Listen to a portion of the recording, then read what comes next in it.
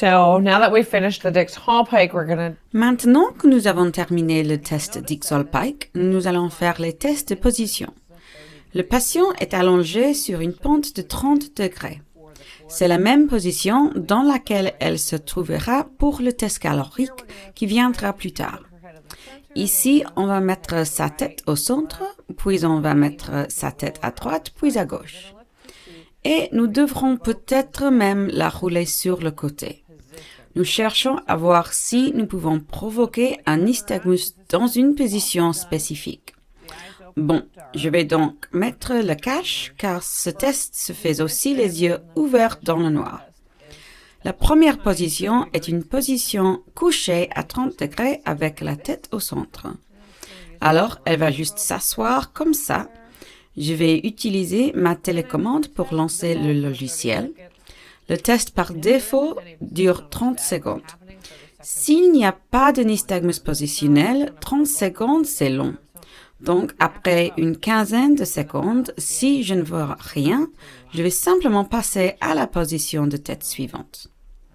Alors, je vais juste cliquer ensuite et je vais tourner la tête vers la droite.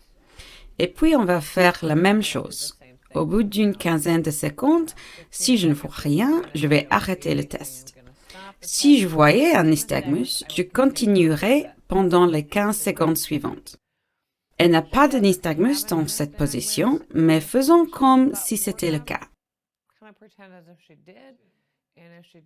Dans ce cas, nous voudrions arrêter ce test et déplacer son corps pour le banc sous-test. Nous avons donc sélectionné le corps à droite dans le logiciel. C'est un peu gênant pour le patient, alors vous voulez vraiment l'aider, le mettre à l'aise de le faire. Je vais lui demander de mettre son bras droit en dessus et elle va monter sur sa jambe droite et son bras droit. Et puis, je vais généralement tenir la tête ici. Elle est allongée sur le côté, mais je suis là pour le soutenir, juste pour lui faire savoir que je suis là. N'oubliez pas qu'elle est dans le noir et maintenant qu'elle est allongée sur le côté, elle peut même avoir des vertiges et se sentir un peu désorientée. Je suis juste ici pour un soutien moral et pour lui préparer la tête. On va le laisser suivre son cours, il ne lui reste plus que 5 secondes. Ensuite, je vais le ramener au centre et ensuite, on va aller vers la gauche. Bon, alors maintenant, ça revient au centre. Je vais le laisser se détendre une seconde. D'accord. La première chose que nous allons faire est de rouler la tête vers la gauche maintenant, puis nous commencerons le test. On peut regarder l'écran pour voir s'il y a une position évoquée de nystagmus avec la tête à gauche. Je n'en vois pas, alors je peux continuer et m'arrêter. Encore une fois, s'il y avait une nystagmus ici, je pourrais la rouler sur le côté gauche comme nous l'avons fait sur le côté droit. Mais comme il n'y a pas de nystagmus, on peut arrêter le test et le ramener au centre.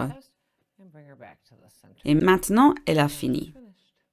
Ceci est un exemple de test positionnel anormal. Nous pouvons voir ici que lorsque le patient était en décubitus dorsal, donc allongé sur la chaise à cet angle de 30 degrés, il n'y avait pas de nystagmus perceptible.